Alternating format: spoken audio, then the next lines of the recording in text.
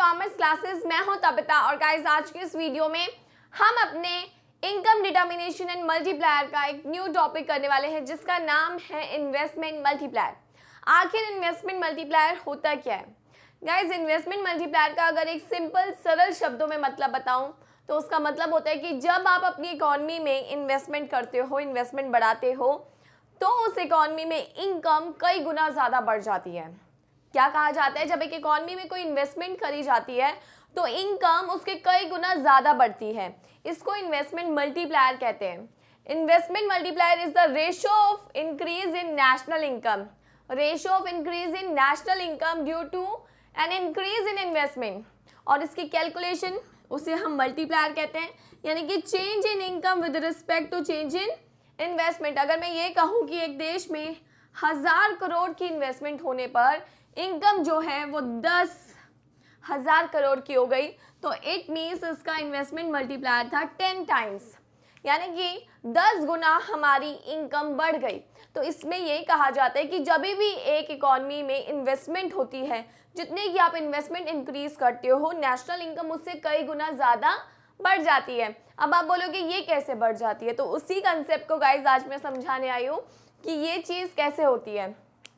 So guys सबसे पहले मैं इसमें एक एग्जांपल लेती हूँ, और एग्जांपल में मैं लेती हूँ अपनी गवर्नमेंट का।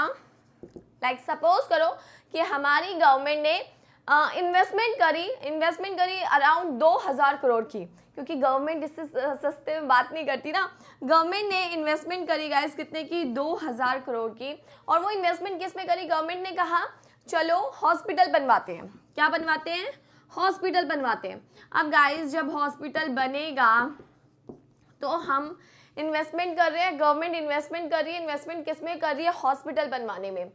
अब देखो ये जो 2000 करोड़ है गवर्नमेंट ये इन्वेस्ट कर रही है किस में? हॉस्पिटल बनाने में। अब ये हॉस्पिटल बनाने में हमें चाहिए होगा रॉ मटेरियल, यानी कि रॉ मटेरियल में क्या चाहिए होता है? लाइक सीमेंट वगैरह चाहिए होता है, सरिये चाहिए होते हैं ना, काफ़ी सारी चीज़ें चाहिए। इसके अलावा हमें यहाँ पर बेड्स भी लगवाने पड़ेंगे। बेड्स के अलावा बहुत सारी मशीनरीज चाहिए होंगी जो कि एक हॉस्पिटल में नीडेड होती है। हमें लेबर बुलानी पड़ेगी, राइट। इसके अलावा हमें डॉक्टर्स बुलाने पड़ेंगे। तो ये सारी चीज़ें हमें चाहिए एक हॉस्पिटल बनाने के लिए, एक हॉस्पिटल को चलाने के लिए। अब गाइस 2000 करोड़ हमने अपना बजट माना था। अब ये 2000 करोड़ किन के हाथों में जाएंगे? इन लोगों के, क्योंकि इन्हीं को तो हम देंगे। जो हॉस्पिटल बनाने आ रही है लेबर उसको पैसा मिलेगा, डॉक्टर्स आ रहे हैं उनको मिलेगा, रॉ मटेरियल आ रहा है वो जो रॉ मटेरियल सप्लायर होगा हमारा बंदा उसको पैसा मिलेगा। आपको पता है कितने बड़े बड़े टेंडर पास होते हैं और किसके हाथ में कितना सारा पैसा जाता है। बेड्स जो सप्लायर कर रहा है बंदा मिस्टर श्याम, उसको पैसा मिलेगा। मशीनरी जो सप्लायर कर रहा है मिस्टर मोहन, उसको पैसा मिलेगा। तो अलग अलग पर्सन को यहाँ पे पैसा मिलेगा, राइट। तो ये 2000 करोड़ की जो भी इन्वेस्टमेंट करी जा रही है ये in terms of money in लोगों के हाथ में जा रही है।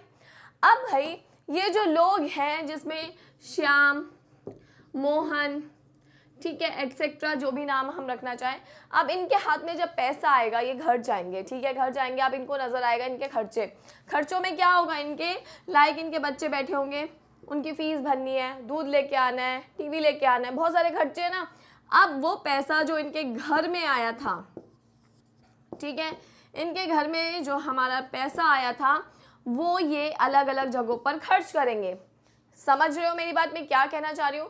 वो पैसा ये खर्च करेंगे। तो एक इकॉनमी में यानी कि ये जो 2000 करोड़ रुपए इन लोगों में आया, और इनके अलावा बहुत सारे लोगों जो कंस्ट्रक्शन में हमारे साथ थे उनके पास आया। अब ये पैसा गाइस ये अपने आगे खर्चों में पूरा करेंगे। अब अगर इन्होंने आगे यहाँ पर 4 बंदों को पैसा दिया, अब ये 4 बंदे अपनी ज़रूरत पूरी करने के लिए आगे खर्च करेंगे। ये तो देखो जनरली होता है, आपको पता है आपके घर में जो भी इनकम आती है आपकी फीस में जाती है, आपके किन्हीं अलग अलग कामों में जाती है, राइट। उसके बाद जिन लोगों के हाथ में वो पैसा आता है वो अपने खर्चे करते हैं। तो इकॉनमी में क्या होता है, पैसा घूमता है, जनरेट होता है, ठीक है। तो उसी चीज़ को गाइज यहाँ पर एक्सप्लेन किया जा रहा है कि इकॉनमी में जैसे ही जैसे आपकी इनकम आपके हाथों में आती है और उसे आप खर्च करते हो तो वो दूसरे की इनकम बन जाती है, फिर वो उसे खर्च करता है। तो इन्वेस्टमेंट मल्टीप्लायर जो होता है वो ये कैलकुलेट करता है कि एक इकॉनमी में जब इन्वेस्टमेंट जो है जितने की आप इन्वेस्टमेंट करते हो उससे इनकम कितने की इंक्रीज हो जाती है, और उसी की कैलकुलेशन को और उसके रेशो को हम इन्वेस्टमेंट मल्टीप्लायर कहते हैं।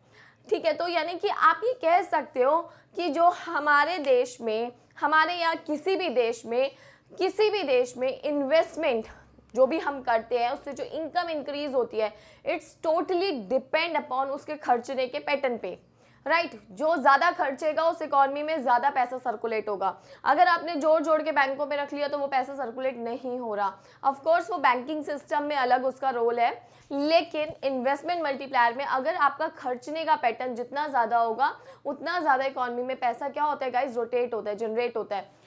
सो उसी को यहाँ पे गाइस समझाया जा रहा है। इसलिए कहा जाता है कि आपने इससे पहले वाले चैप्टर में पढ़ा था एमपीसी क्या होता था, change in consumption with respect to change in income. जब हमारी इनकम बढ़ती है हम अपने खर्चे भी बढ़ा देते हैं, और उसकी कैलकुलेशन हम किससे करते हैं, एमपीसी क्या कैलकुलेट करता है कि आप कितनी कंजम्पशन बढ़ाते हो जब आपकी इनकम बढ़ती है। तो जैसे एक बंदा है मिस्टर ए, मिस्टर बी, इसकी 100 रुपये से इनकम बढ़ी, इसने उसमें से खर्च करे सिर्फ 50 रुपये।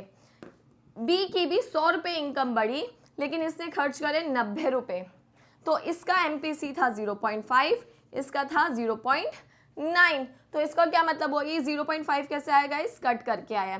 तो इसका क्या मतलब हुआ, जो बी है वो खर्चीला है, ए जो है वो पैसे जोड़ने वाला है। तो जिस इकॉनमी में जितना ज़्यादा खर्चीले लोग होंगे, जितना ज़्यादा एमपीसी होगा, उतना ज़्यादा उस इकॉनमी का मल्टीप्लायर आएगा। क्यों? क्योंकि उस इकॉनमी की इनकम जनरेशन ज़्यादा होगी। वहीं अगर जिस इकॉनमी का एमपीसी कम होगा उस इकॉनमी का मल्टीप्लायर भी कम आएगा। इसलिए मल्टीप्लायर का एमपीसी के साथ डायरेक्ट रिलेशन होता है, और वो भी नेगेटिव रिलेशन नहीं, सास बहू वाला नहीं, माँ बेटी वाला रिलेशन होता है। तो इसलिए मल्टीप्लायर का एमपीसी के साथ कैसा रिलेशन है, डायरेक्ट एंड पॉजिटिव रिलेशन है। मल्टीप्लायर ज़्यादा है तो यानी कि हमारा मल्टीप्लायर का एमपीसी ज़्यादा है, इट मीन्स मल्टीप्लायर ज़्यादा होगा। तो गाइज ये है कंसेप्चुअल नॉलेज, सिर्फ कंसेप्चुअल नॉलेज। इसके लिए इसका सेकेंड पार्ट ज़रूर देखना जिसमें हम लोग एमपीसी और मल्टीप्लायर का किस तरीके से कनेक्शन है उसका एल्जेब्रिक कैलकुलेशन ज़रूर देखेंगे। तो नेक्स्ट वीडियो भी गाइज ज़रूर देखना। आई होप आपको ये पार्ट समझ आया होगा, और अगर कहीं पर भी आपका डाउट है तो आप मेरे से यूट्यूब में कमेंट सेक्शन में या फिर इंस्टाग्राम पर मेरी आईडी तबिता मैसी में पूछ सकते हैं मुझसे मैसेज करके। और अगर गाइस आपको ये मेरी वीडियो पसंद आई है, समझ आई है, तो प्लीज़ इसे लाइक शेयर कमेंट करे बिना नहीं जाना। और अगर आपने अभी तक स्टिल मेरे चैनल को सब्सक्राइब नहीं किया तो ज़रूर करिए for new more videos. Thank you.